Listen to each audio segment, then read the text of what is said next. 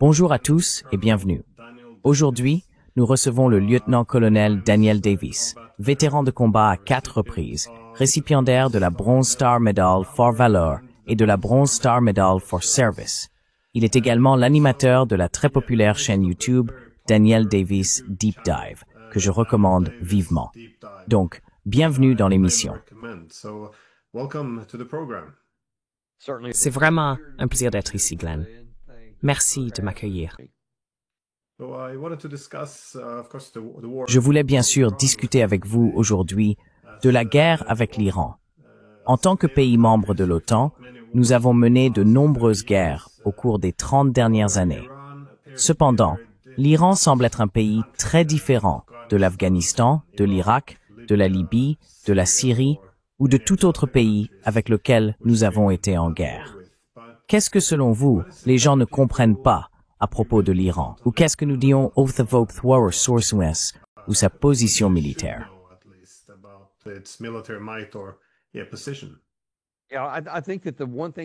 Je pense que la seule chose délibérément cachée à la plupart des publics occidentaux est le fait que l'Iran dispose d'une force de missiles balistiques très efficace.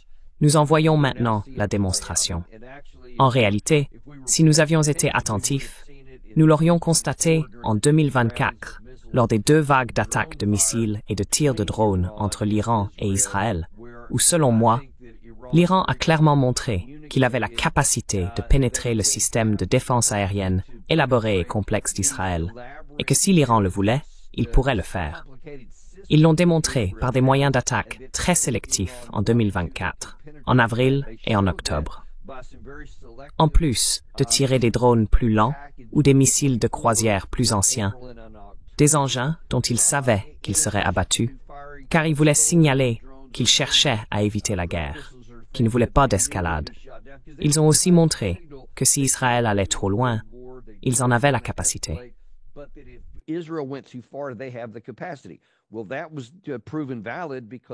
Eh bien, cela s'est avéré exact, car maintenant, alors qu'on voit Israël lancer cette guerre non provoquée il y a environ une semaine, l'Iran n'a aucune raison de retenir ses capacités létales.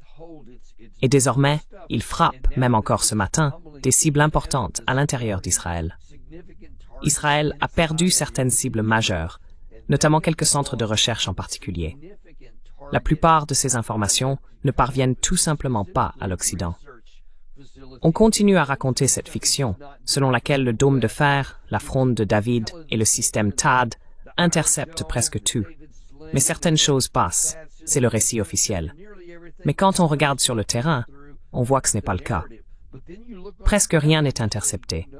La plupart des projectiles passent et causent beaucoup de dégâts à l'intérieur d'Israël.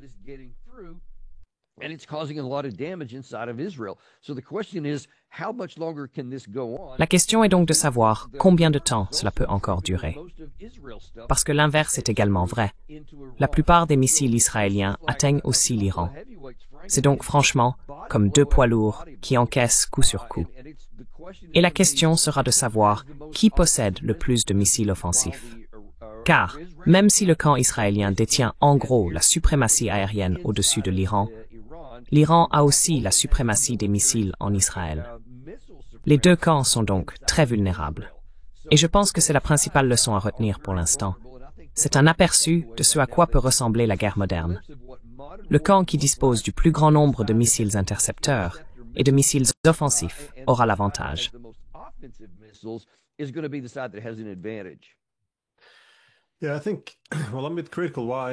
Oui, je pense, je suis un peu critique quant à la raison pour laquelle nous avons tendance à croire toutes les histoires ou les récits relayés par les médias, étant donné qu'Israël a imposé cette censure, empêchant que les dégâts subis soient montrés. Donc si l'on prend de telles mesures pour empêcher quiconque d'avoir un aperçu des dégâts, pourquoi croirait-on leurs chiffres de victimes ou leurs rapports? Cela se contredit un peu, mais je suis d'accord. Cependant, avec cette attaque limitée que nous avons eue il y a quelque temps, lorsque l'Iran a envoyé ses vieux drones, et quand tout a été abattu par Israël et ses partenaires, il y avait un peu d'arrogance, un peu cette idée que les Iraniens étaient faibles, qu'ils ne pouvaient pas riposter d'aucune manière. Je me demande si la riposte de l'Iran était si faible qu'elle a en fait encouragé Israël. Mais qu'as-tu vu se passer sur le terrain? Est-ce qu'Israël était simplement mal préparé? Pourquoi ont-ils sous-estimé l'Iran?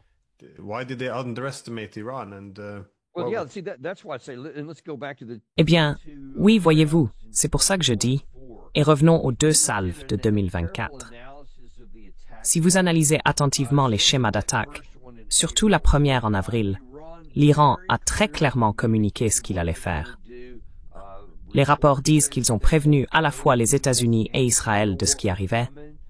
Ils ont commencé avec ces longs vols de drones qui ont duré des heures, donc tout le monde était prêt. Toute la puissance aérienne américaine était en vol, l'armée de l'air israélienne, je crois que les Jordaniens et plusieurs autres étaient là aussi. L'Iran voulait qu'Israël sache que cela arrivait, parce qu'il ne voulait pas d'escalade. Mais ils ont très clairement communiqué des missiles balistiques sur une base aérienne, surtout lors de la deuxième salve, ce qui montrait que votre système ne pourrait pas arrêter cela.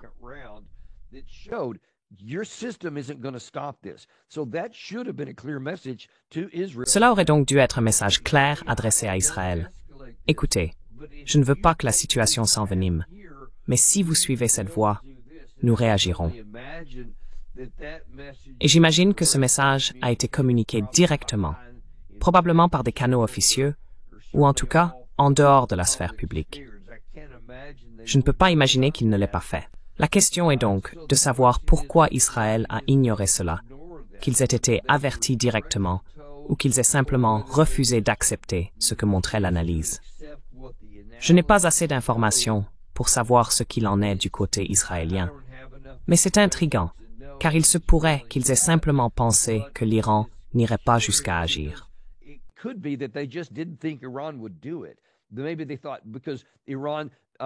Peut-être qu'ils ont pensé que, parce que l'Iran, après qu'Israël ait fait exploser leur ambassade, ce qui a violé toutes les normes historiques imaginables en relations internationales, leur réponse a été assez tiède. Je veux dire, on peut dire qu'ils ont réagi, mais d'une manière qui n'aurait pas causé de réel tort à Israël.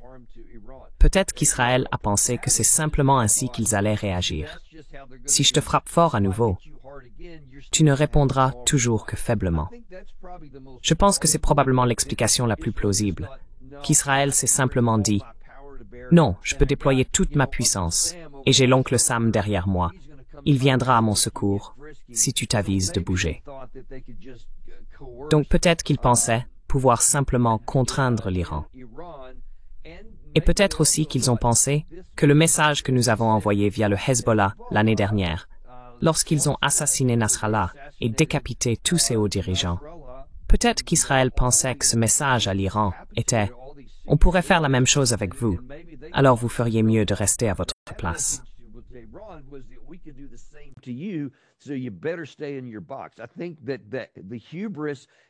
Je pense que l'arrogance et l'hypothèse selon laquelle l'Iran n'avait aucune ligne rouge et pouvait être repoussé indéfiniment ont conduit Israël à prendre une mauvaise décision. Et, à mon avis, d'après mon analyse, Israël a déclenché une guerre dont ils ne savent pas comment sortir.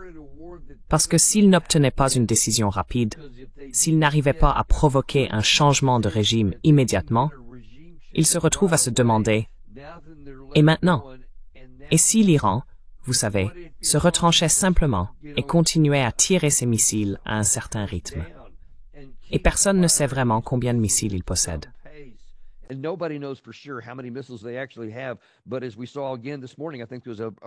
Mais comme nous l'avons encore vu ce matin, je crois qu'il y en a eu une salve de 23, et pas mal ont réussi à passer et ont causé beaucoup de destruction en Israël. Nous ne savons pas combien d'autres salves ils possèdent, mais il est clair qu'ils en ont encore. Alors, qu'est-ce qu'Israël va faire maintenant? Quelle est leur trajectoire pour mettre fin à la guerre?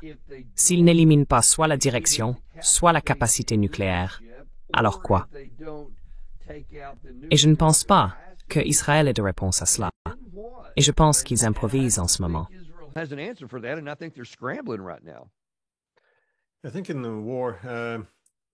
Je pense qu'en temps de guerre, les perceptions comptent beaucoup.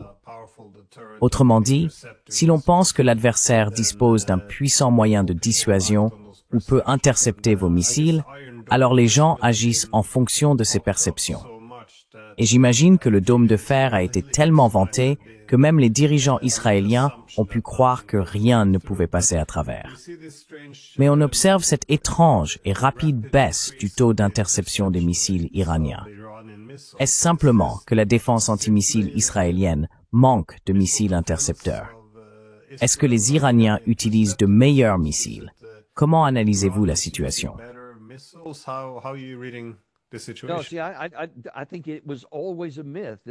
Je pense qu'il a toujours été un mythe que le dôme de fer atteignait ce taux de 90%. C'est ce qu'ils affirmaient. Je ne pense pas que cela ait jamais été vrai pour les missiles. Ce qui était vrai, c'était pour les missiles de croisière lents ou les drones. Et c'est contre cela qu'ils restent efficaces aujourd'hui. Mais nous avons toujours mal compris ce qu'était réellement le système intégré de défense aérienne, car il s'agit de bien plus que le dôme de fer, et ce qu'il a réellement abattu en 2024 lors de ces deux vagues. C'est pourquoi je dis que lorsque l'on a analysé les missiles balistiques, le système intégré de défense aérienne, à ce moment-là, n'en a touché une poignée, vraiment très peu. Et l'Iran n'en a pas tiré tant que ça. Ils ont lancé une multitude, des centaines de drones, et une part significative d'entre eux a été abattue, mais pas les missiles balistiques.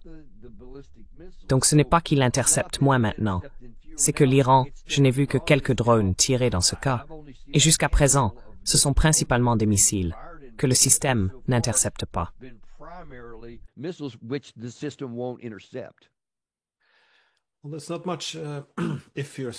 Eh bien, cela ne change pas grand-chose s'ils sont désormais enlisés dans cette guerre d'usure, où, comme vous l'avez dit, ce ne sont que ces deux géants qui s'affrontent. Et tout dépend du nombre de missiles dont ils disposent et de la capacité ou de la volonté de chacun à encaisser les coups. Comment cela va-t-il évoluer? Est-ce que cela a effectivement forcé les États-Unis à entrer en guerre? Je sais que Donald Trump a dit qu'il y réfléchirait pendant 2 semaines, mais cela pourrait aussi être une ruse pour amener les Iraniens à baisser leur garde pendant que les États-Unis déplacent plus librement leurs moyens. Pensez-vous que les États-Unis vont intervenir?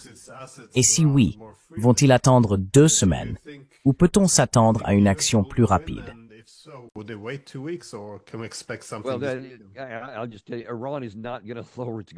Je vais simplement vous dire que l'Iran ne va pas baisser sa garde. Ils ne vont pas prendre pour argent comptant ce que quiconque dit. Il n'y a absolument aucune confiance. Donc, si c'est l'intention, ils se trompent lourdement. Cependant, je pense qu'il y a d'autres choses derrière tout cela. D'après plusieurs sources que j'ai ici, à Washington, D.C., qui ont accès à des hauts responsables de l'administration, ils affirment que la décision avait été prise et que nous allions lancer une opération à Fordo et peut-être d'autres frappes aériennes dans le pays avant même la fin de ce week-end.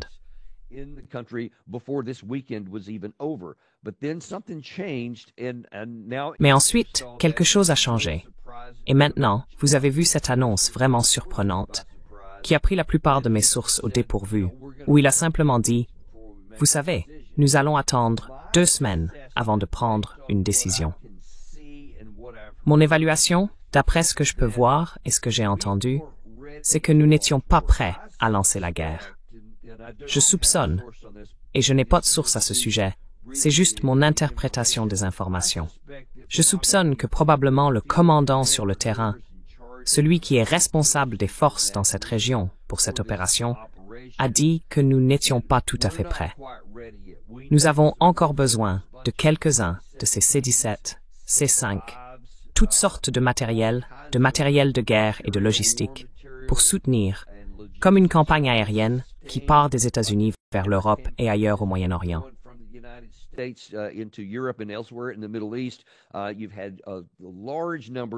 Vous avez eu un grand nombre, des dizaines d'avions ravitailleurs. Vous avez beaucoup de navires. Il y a 3 groupes aéronavals, soit déjà dans la région, soit en route vers celle-ci. Des navires Aegis, enfin, toutes sortes de puissances de feu des États-Unis. Je pense qu'ils n'étaient peut-être pas encore prêts. Il y a aussi eu des rapports indiquant qu'une grande partie des moyens aériens que nous avons au Qatar sont en train d'être déplacés. Je pense que c'est probablement parce qu'ils veulent les mettre à l'abri avant que nous commencions les frappes, car ils seraient alors des cibles faciles, des proies idéales. Et je pense qu'ils veulent les évacuer.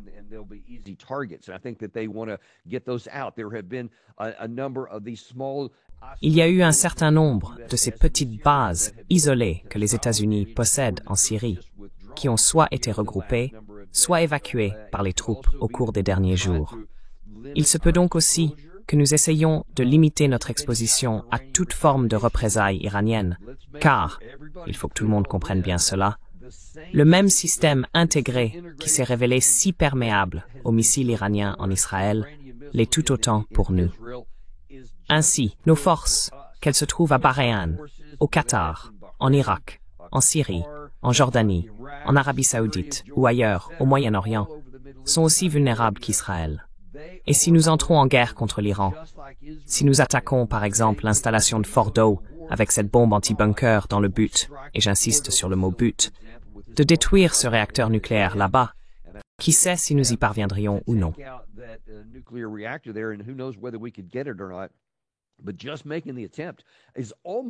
Mais rien que tenter le coup va presque certainement provoquer une riposte de l'Iran contre nos troupes dans la région. Et nous avons quoi? 40 000 soldats là-bas. Donc on ne peut pas tous les retirer. On peut réduire notre exposition, mais on ne va pas l'éliminer. Il se peut donc que Trump ait simplement dit « Hey, nous ne sommes pas tout à fait prêts. Mettons en place quelques ressources et moyens supplémentaires, au moins pour consolider et limiter notre exposition là-bas, renforcer la défense aérienne, parce qu'on peut abattre quelque chose, même si beaucoup de choses passeront quand même. » C'est peut-être ce qui se passe, ce qui bien sûr n'est pas une bonne nouvelle, car cela signifie alors que la guerre est simplement repoussée de quelques semaines, au lieu de commencer dans quelques jours. Maintenant, j'espère que ce genre d'analyse, qu'il y a des gens au sein de l'administration qui disent au président « n'agissez pas ainsi ».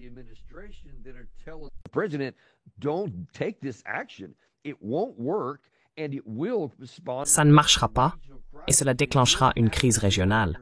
Et vous aurez une guerre sur les bras alors que vos électeurs vous ont élu précisément pour l'éviter. Et alors vous serez simplement perçu comme un échec et un perdant. Peut-être que le message est passé. Et donc, il se dit « Très bien, essayons à nouveau par la négociation ». Et j'ai vu le ministre iranien des Affaires étrangères, il y a seulement quelques heures, réaffirmer qu'ils sont prêts à négocier. Ils restent ouverts aux négociations pour résoudre cela par la diplomatie.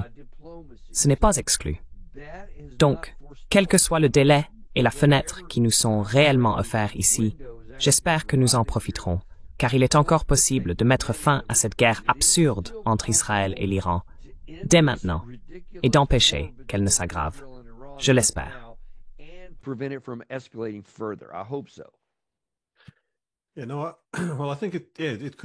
Eh bien, je pense que ça pourrait être les deux.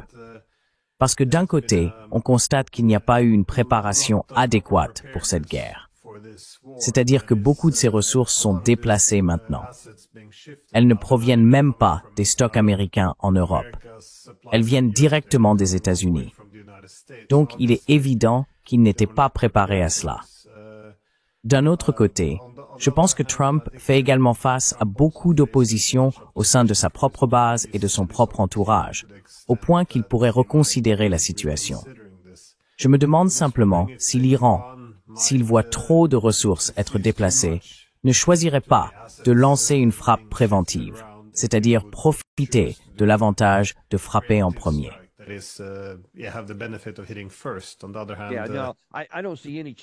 D'un autre côté, Trump pourrait infliger à l'Iran une dévastation qui serait extrêmement douloureuse pour eux.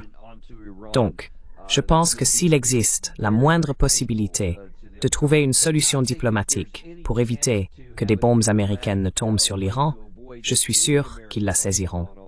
Mais ensuite, comme il y a très peu à gagner et beaucoup à perdre, s'ils entreprennent une action préventive, je ne pense tout simplement pas qu'ils prendraient ce risque, car leurs chances de succès sont trop faibles.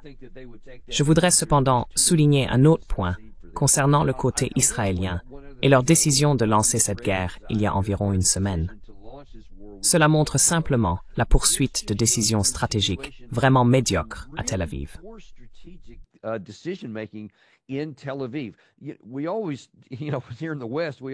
Nous, ici en Occident, avons toujours tendance à attribuer aux Israéliens cette mentalité d'échec en 4D ou en 3D, à dire qu'ils sont brillants et tout ce genre de choses. Et il est vrai qu'ils excellent dans de nombreux domaines, notamment au sein de leurs forces spéciales. Le Mossad ou d'autres disposent d'un véritable savoir-faire en matière d'État et de guerre. Mais en ce qui concerne la prise de décision, cela a été catastrophique. Par exemple, lorsqu'ils sont entrés à Gaza, à la fin du mois d'octobre 2023, j'ai dit à ce moment-là, vous vous engagez dans une opération militaire en essayant d'utiliser la force militaire létale pour atteindre un objectif politique, la paix pour Israël. Et cela ne fonctionnera pas.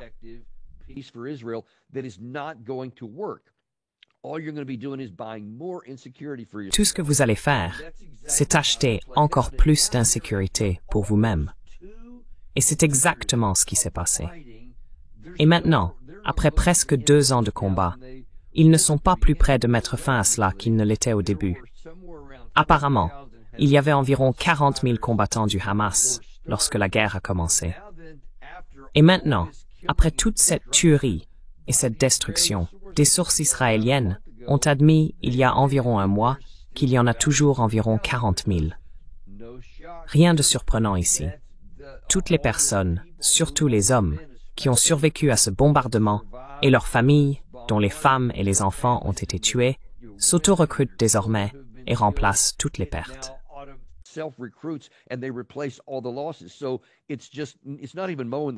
Donc, ce n'est même pas tondre la pelouse. C'est simplement créer plus d'ennemis.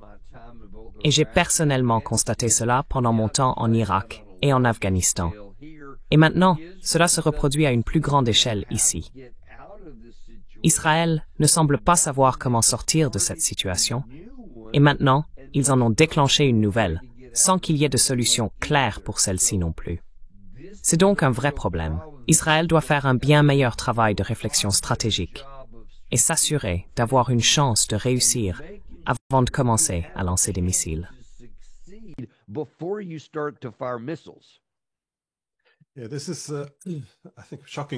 Oui, je pense que c'est choquant pour beaucoup de gens. Après les échecs à Gaza, puis au Liban, ensuite en Syrie, puis au Yémen, et ensuite envisager de passer à l'Iran, cela semble tout simplement insensé. Mais si vous participiez à la planification d'une frappe contre l'Iran, comment cela pourrait-il être fait? Parce qu'on ne peut pas vraiment déployer beaucoup de troupes au sol, puisque c'est une région très montagneuse. Je ne vois pas bien comment cela fonctionnerait. Est-ce que cela pourrait simplement se faire par la puissance navale et aérienne? Et comment interviendrait-il? Parce que le golfe Persique peut être fermé. Et il n'est pas clair pour moi si un pays comme le Pakistan, par exemple, aiderait à abattre des missiles visant l'Iran. Je veux dire, comment? Est-ce que ce serait simplement une puissance navale et aérienne venant du Sud? Ou comment cela fonctionnerait-il?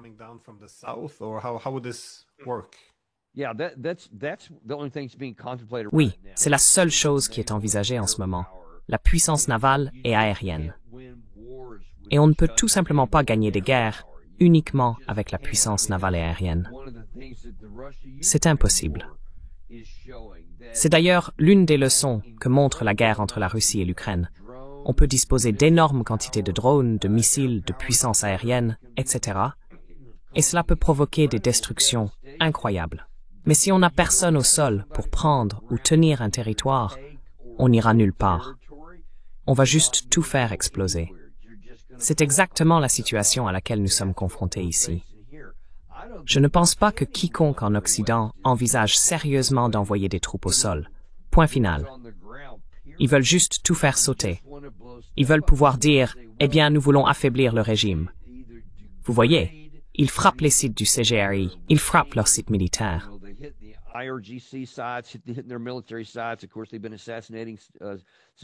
Bien sûr, ils ont assassiné des scientifiques civils, etc.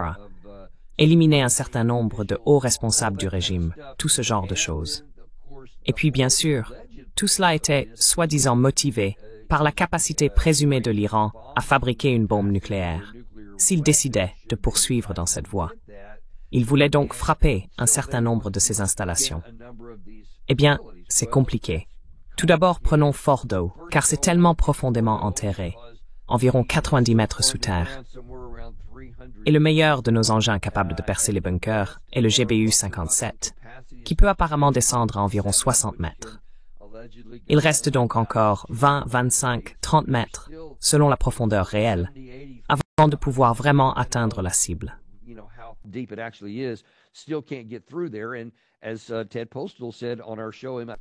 Et comme l'a dit Ted Postol dans notre émission Professeur au MIT, juste hier, il a donné cette brillante description de la façon dont les Iraniens ont probablement créé des défenses souterraines avec beaucoup de granit, dont les formes changent et tout le reste, de sorte que même ce pénétrateur n'aura pas simplement une trajectoire facile et directe vers le bas, car il sera dévié et redirigé en raison de la manière dont les formations ont été construites.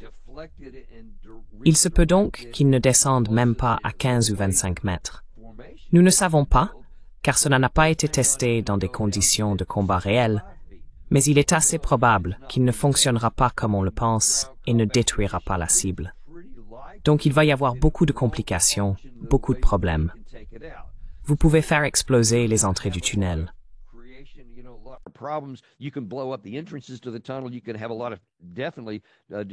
Vous pouvez certainement détruire beaucoup de choses en surface. Mais en ce qui concerne l'emplacement de ces centrifugeuses, il est probable que vous n'y parviendrez pas. Il y a aussi le site de Bushehr, où Poutine a déclaré hier ou avant-hier « Hey, j'ai environ 250 scientifiques russes là-bas. Ils vont rester, et on pourrait même augmenter ce nombre à environ 600, et nous n'irons nulle part. » Ce qui signifie « N'attaquez pas cette installation, sinon vous pourriez potentiellement nous entraîner dans une guerre. » J'espère que personne, ni en Israël, ni à Washington, ne sera assez imprudent pour attaquer ce site et risquer d'impliquer la Russie militairement. Il y a donc maintenant deux grandes installations que vous ne pouvez probablement pas détruire d'une part, et que vous ne devriez même pas viser d'autre part. Ce qui signifie que vous ne pourrez pas affirmer de manière concluante avoir détruit la capacité de l'Iran à se précipiter vers la bombe, si jamais il décidait de le faire.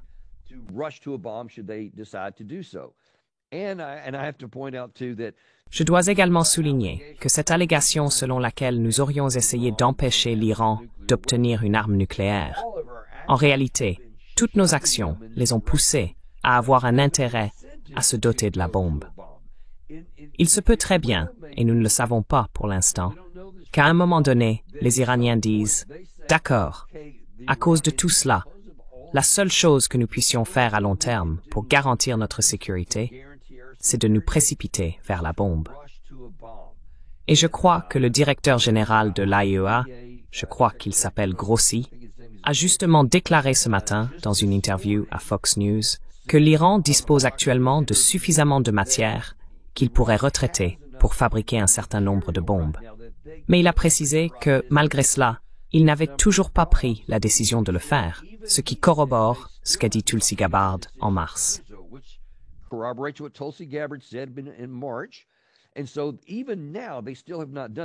Et donc, même maintenant, ils ne l'ont toujours pas fait parce qu'il y a encore des inspecteurs sur place. Mais ironiquement, s'ils choisissaient de le faire, ce ne serait qu'à cause de toutes ces actions. Donc, loin de les en empêcher, cela pourrait, en réalité, les pousser dans cette direction. Et bien sûr, si cela arrivait, alors, vous savez, nous serions dans un monde très différent de celui où, un jour, l'Iran testerait secrètement une arme nucléaire. Dieu seul sait ce qui se passerait alors. Mais c'est là toute la perversité de ces opérations.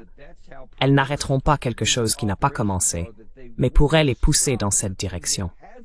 C'est la nature perverse de ce qui se passe ici.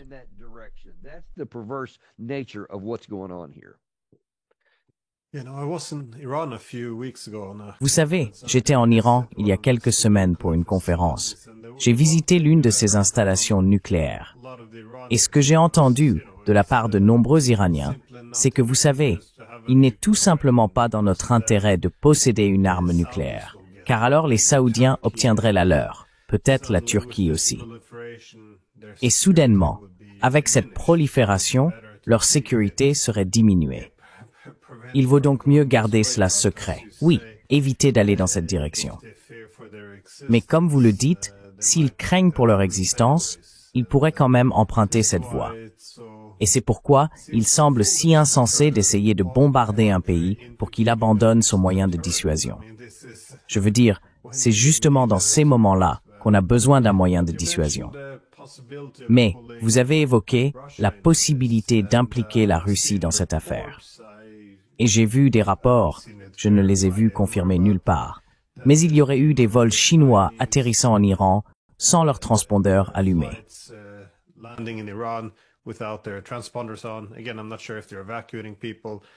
Encore une fois, je ne suis pas sûr qu'ils évacuent des personnes. Certains spéculent qu'ils livrent des armes à l'Iran pour encore une fois se défendre. Je considère cela comme très probable. De plus, je ne sais pas si les Russes fournissent des armes ou au moins des renseignements. Mais quel est le défi plus large ici concernant l'implication ou le risque d'implication d'autres grandes puissances, que ce soit la Chine ou la Russie, comme vous l'avez dit? Bien sûr, l'Inde n'interviendrait en aucune façon, mais même eux sont assez mécontents de la perturbation de leurs approvisionnements énergétiques. Alors, comment voyez-vous la possibilité d'une escalade dans cette situation?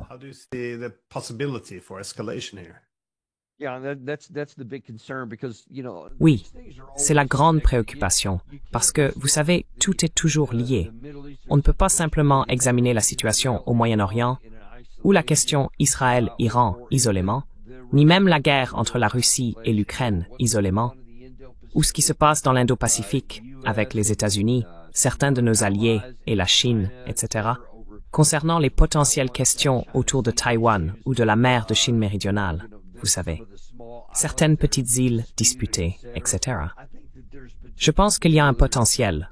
Vous savez, il y a des courants qui circulent entre tous ces dossiers, parce que, évidemment, l'Iran est membre des BRICS. Vous avez la Chine, qui bénéficie beaucoup du pétrole auquel vous faisiez référence.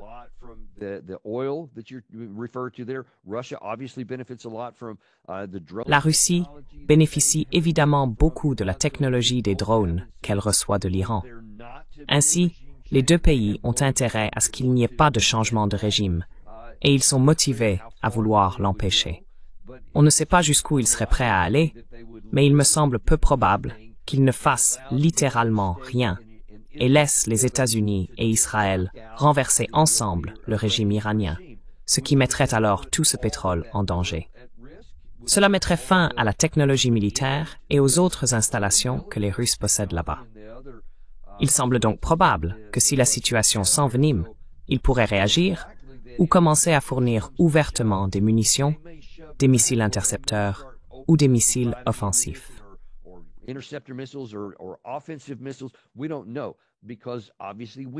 Nous ne savons pas, car évidemment, nous avons en quelque sorte établi la norme en Ukraine en fournissant toutes sortes d'aides létales, y compris des armes à longue portée, à l'Ukraine, pour tuer des Russes là-bas. Donc il ne serait pas du tout surprenant que la Russie rende l'appareil et dise « Très bien, maintenant, nous allons commencer à donner ceci, surtout si les États-Unis entrent en guerre. Nous allons maintenant aider l'Iran parce que c'est ce que vous avez fait ici. Et nous allons leur donner certaines de nos armes qui vont les aider à tuer des Américains, ou vous allez les aider à tuer des Israéliens, si c'est le cas, si nous nous engageons ensemble. Donc il se passe beaucoup de choses ici. Nous savons aussi avec certitude qu'il y a eu un appel téléphonique entre Poutine et Trump il y a seulement quelques jours.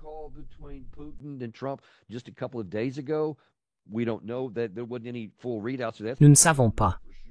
Il n'y a pas eu de compte-rendu complet à ce sujet, donc nous ne savons pas exactement ce qui a été discuté. Mais on peut imaginer que certaines de ces conversations ont eu lieu. Et qui sait? C'est peut-être en partie ce qui a poussé Trump à dire « D'accord, je vais attendre 2 semaines de plus pour voir où cela peut nous mener. J'espère, encore une fois, que c'est le cas, car cela impliquerait qu'un peu de bon sens entre dans la prise de décision.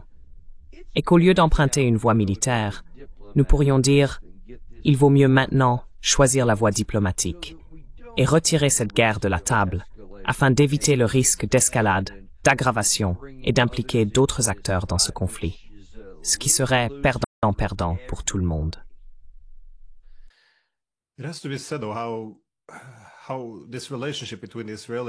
Comment cette relation entre Israéliens et Russes s'est effondrée. Je me souviens avoir parlé à l'ancien Premier ministre israélien Ehud Olmert au Kazakhstan en 2018. Il faisait remarquer qu'il y avait des enfants qui apprenaient tous quelques mots de russe à cause du rôle de la Russie dans le sauvetage de nombreux Juifs pendant l'Holocauste, la libération d'Auschwitz, etc. Et cela s'est sans doute traduit par un certain respect mutuel, même lorsqu'ils se trouvaient dans des camps opposés lors d'un conflit, comme en Syrie, où ils se tiennent informés mutuellement. Et il y a une limite à ce qu'ils sont prêts à s'infliger en termes de coercition. Mais ce que l'on a vu ces dernières années, avec Israël soutenant d'abord l'Ukraine, ce qui a entraîné la mort de nombreux Russes, puis bien sûr l'Iran, à l'inverse, venant en aide à la Russie en fournissant des armes. Toute la dynamique a radicalement changé.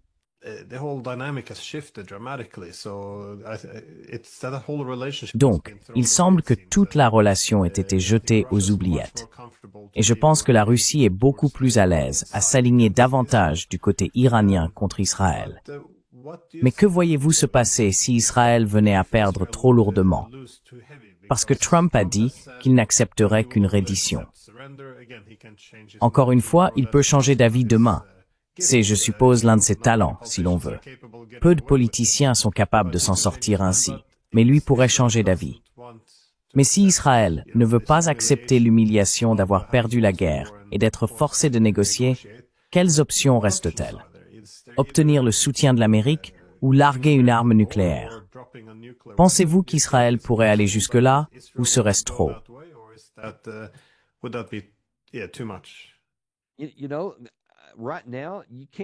Vous savez, en ce moment, on ne peut rien exclure quant à ce qui est possible. Et je pense qu'il faut effectivement envisager la possibilité qu'Israël choisisse d'utiliser l'une de ses armes nucléaires tactiques, en particulier sur le site de Fordo. Cela semblerait impensable. L'ironie qu'Israël déclare faire la guerre pour empêcher l'escalade du programme d'armes nucléaires de l'Iran, et qu'il finisse par utiliser des armes nucléaires pour empêcher cela dans le processus.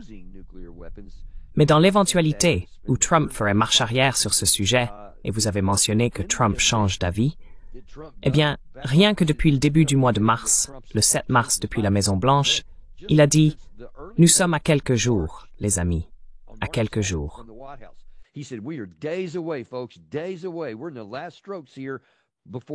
Nous sommes dans les dernières étapes avant qu'il ne se passe quelque chose en Iran. Soit ils vont accepter mon accord, soit des bombes vont tomber, etc. Il a dit cela à peu près à la même période. Et puis tout à coup, quelques semaines plus tard, il dit soudainement « optons pour la diplomatie. » Ensuite, Witkoff va parler à la délégation iranienne là-bas. Il revient et passe à la télévision sur Fox News un soir, un certain lundi, je me souviens, et il dit « Écoutez, nous avons fait de bons progrès ici, et l'Iran n'a pas besoin d'aller au-delà de 3,67% pour son enrichissement. Vous savez, c'est simplement ce que le TNP, le traité de non-prolifération, autorise. Tous les pays signataires ont ce droit. »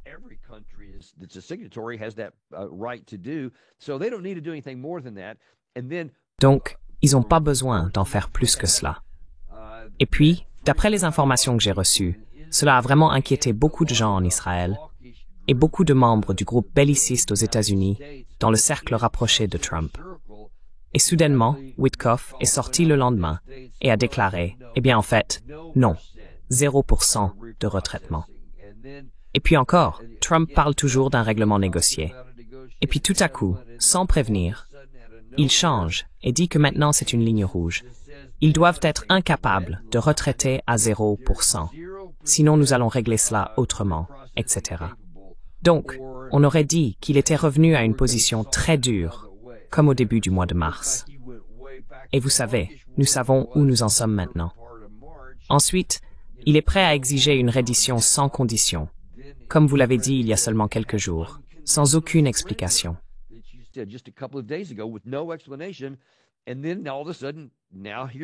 Et puis, tout à coup, voilà 2 semaines. Que va-t-il se passer à la fin de ce délai? Que va-t-il se passer pendant ces 2 semaines? Il a déjà fixé plusieurs échéances, mais elles n'ont aucune importance car il les prolonge, les ignore ou en crée de nouvelles. Donc, nous ne savons pas si cela signifie vraiment 2 semaines réelles ou simplement jusqu'à ce qu'il change encore d'avis. Ce n'est donc pas utile pour essayer de trouver une solution à ce problème, quand tout le monde doit se demander où en sont les États-Unis aujourd'hui, parce qu'ils pourraient être ailleurs demain, peu importe ce qu'ils ont dit. Et dans l'éventualité où Trump finirait par conclure, après que suffisamment de ses conseillers l'aient averti que cela pourrait très mal tourner pour nous, et que nous n'aurions toujours pas de succès avec nos bombes anti-bunker, alors Israël pourrait dire, très bien, alors nous nous en occuperons nous-mêmes.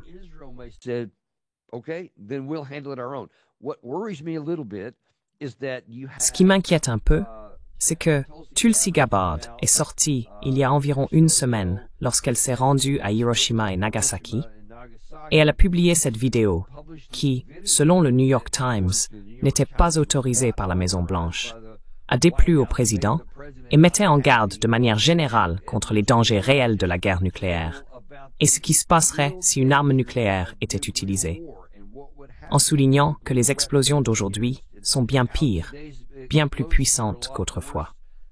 Beaucoup de gens se demandaient ce qui avait motivé cela. Et on peut se demander s'il n'y a pas eu des discussions quelque part, notamment dans certains cercles israéliens, où ils envisageaient cette option. Parce que si les États-Unis n'interviennent pas, ou même si ces GBU 57 ne fonctionnent pas, qu'est-ce qu'il reste à Israël?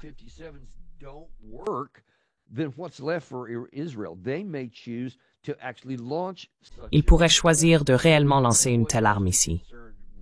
Et ce qui m'inquiète récemment, peut-être même aussi récemment qu'hier, c'est qu'on a demandé à Israël, d'accord, maintenant que Trump a imposé ce nouveau délai, que se passe-t-il s'il ne s'implique pas du tout? Est-ce que cela signifie que votre opération pour empêcher l'Iran d'obtenir une arme nucléaire est abandonnée? Et ils ont répondu, non, nous nous en occuperons nous-mêmes. Nous réglerons le problème seuls si nécessaire. Et c'est un peu déconcertant, parce qu'ils ne disposent même pas de la capacité GBU 57. Je pense que les bombes anti-bunker dont ils disposent sont assez limitées par rapport aux 75 ou 90 mètres de profondeur, soi-disant, du site de Fordow. Donc, il faut raisonnablement se demander, qu'avez-vous l'intention de faire alors?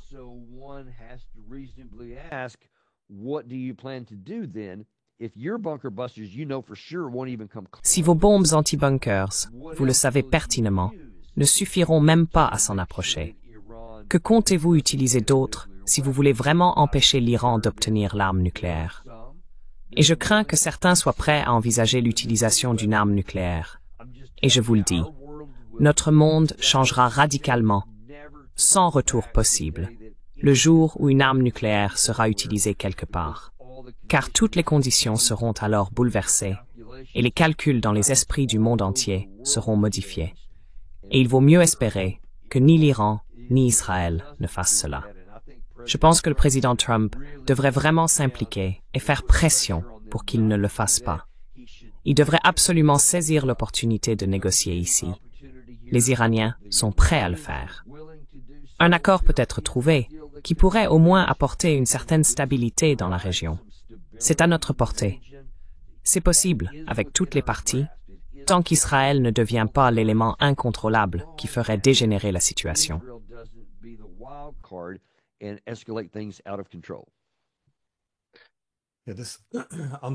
Cette imprévisibilité de Trump, cependant, me semble très délibérée, car il a souvent été dit qu'il ne faut pas être trop prévisible lors de négociations, qu'il ne faut pas s'enfermer dans une position. Cette ambiguïté stratégique semble donc faire partie de la tactique de négociation.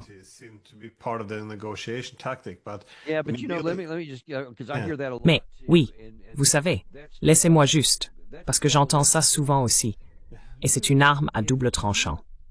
Si vous voulez obtenir un bon résultat, on peut soutenir qu'il faut être prévisible. L'autre partie doit avoir une certaine confiance, que si elle conclut un accord, vous respecterez aussi votre part. Être irrationnel et imprévisible ne crée pas la confiance, ce qui signifie que cela pourrait rendre plus difficile l'obtention d'un règlement négocié, et non l'inverse. Cette idée selon laquelle tout le monde dans le monde doit être amené à craindre ce que nous pourrions faire, ce n'est pas ce qui motive la plupart des gens. En fait, la peur les pousse généralement à agir dans un sens qui ne nous plaît pas. Je ne sais pas, comme tirer des missiles balistiques sur Israël et dans toute la région ici, parce qu'ils craignent d'être les prochains sur la liste des changements de régime. Donc, je rejette cette idée selon laquelle ce serait une bonne chose. Je ne le pense pas.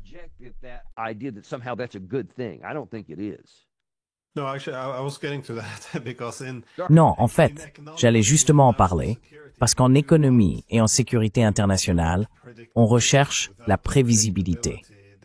Sans prévisibilité, comme vous l'avez dit, l'adversaire agira de manière très défavorable. Et on observe la tendance à se retirer des traités sur les armes ou même à lancer des attaques surprises en plein milieu des négociations. Je pense que les tactiques de négociation dans l'immobilier seraient très différentes de celles de la politique internationale. Mais ma dernière question porte davantage sur la manière dont vous percevez le contrôle du récit ici. Parce qu'on voit, par exemple, dans la guerre en Ukraine, qu'elle se joue à deux niveaux.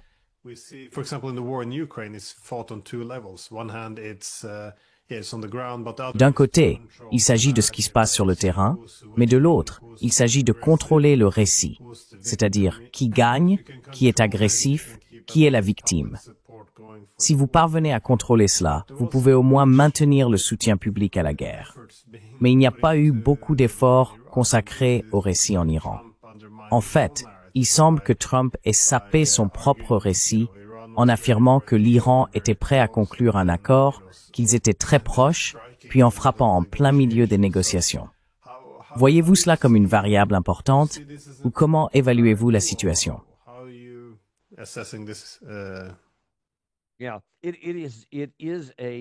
Vous ne pouvez pas le changer.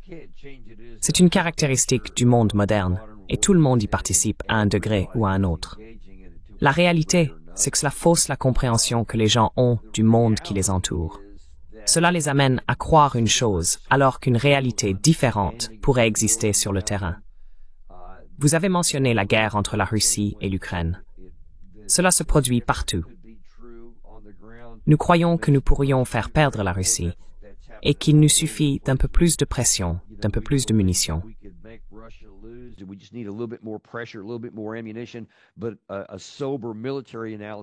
Mais une analyse militaire lucide aurait informé quiconque, dès le début, que cela était militairement insoluble pour le camp ukrainien, et qu'avec suffisamment de temps, les Russes disposent des ressources, de la capacité, de la main-d'œuvre, et sans aucun doute, de la volonté politique pour finir par réussir, et ils vont y parvenir.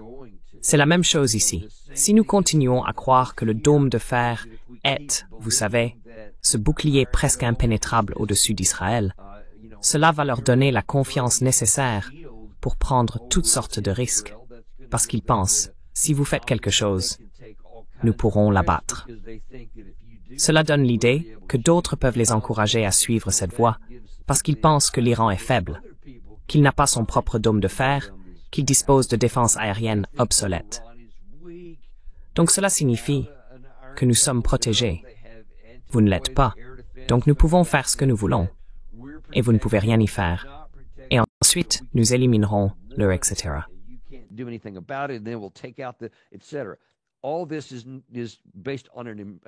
Tout cela repose sur une impression, un récit, alors que la réalité sur le terrain est très différente.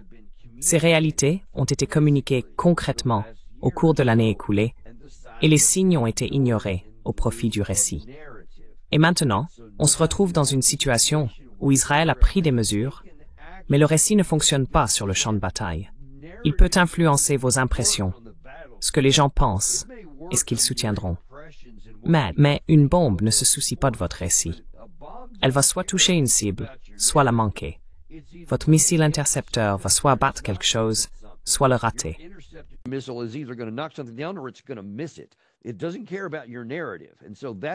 Cela ne se soucie pas de votre récit. Et c'est ce que nous voyons se dérouler sur le terrain en ce moment. Israël s'est engagé dans une voie fondée sur un récit, et la réalité, sur le terrain, ne le soutient pas. Alors maintenant, il se retrouve un peu coincé. Que faire?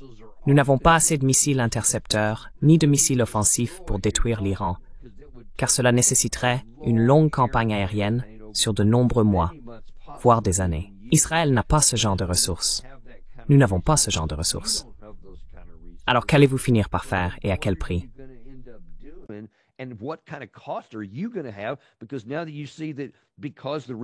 Parce que maintenant, on voit bien que la réalité, c'est que le système intégré de défense aérienne n'est pas impénétrable. Israël est frappé de toutes parts. D'importantes installations sont touchées. Des centres de recherche ont été visés ces derniers jours, ce qui a vraiment mis Israël en difficulté dans plusieurs domaines. Et qui sait jusqu'où ira la liste des cibles? C'est le prix à payer quand on élabore une politique fondée sur un récit, en ignorant la réalité concrète du terrain. Et comment on va sortir de cette situation? J'en ai vraiment aucune idée. À un moment donné, quelqu'un devra reconnaître la réalité et fonder la politique dessus. Sinon, les choses vont empirer.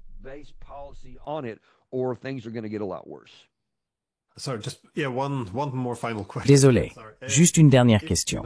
Si les États-Unis ne s'impliquent pas directement et se limitent à réapprovisionner Israël, dans quelle mesure ont-ils la capacité de reconstituer les armes israéliennes?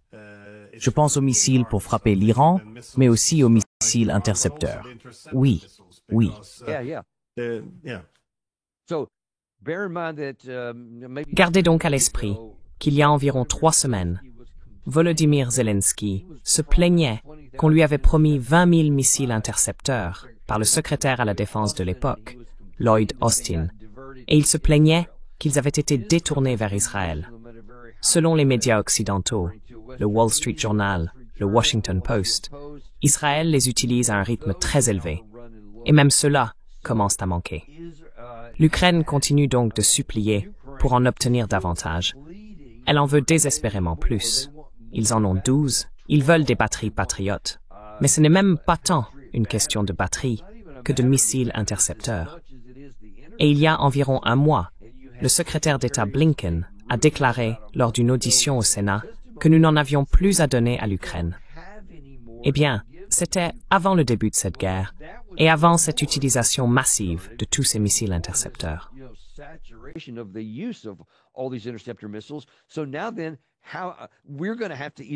Alors maintenant, nous allons devoir soit puiser dans notre réserve stratégique, ce dont nous avons besoin pour notre propre sécurité nationale, soit simplement leur dire que nous ne l'avons pas. Mais d'une manière ou d'une autre, cela ne peut pas durer très longtemps. Et je ne connais pas le chiffre parce que je n'ai pas accès aux informations secrètes, à l'inventaire réel de ce que nous possédons. Mais je sais que notre capacité à en produire dans les usines et autres est très très faible. On ne peut donc pas soutenir une guerre sur cette base. Des décisions difficiles vont bientôt s'imposer aux dirigeants si cela n'est pas résolu par la diplomatie.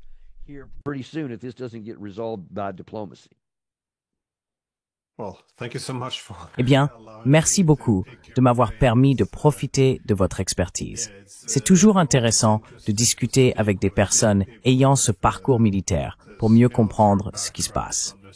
Merci encore pour votre temps et j'espère que vous envisagerez de revenir un jour. Merci. J'adorerais le faire. Merci beaucoup.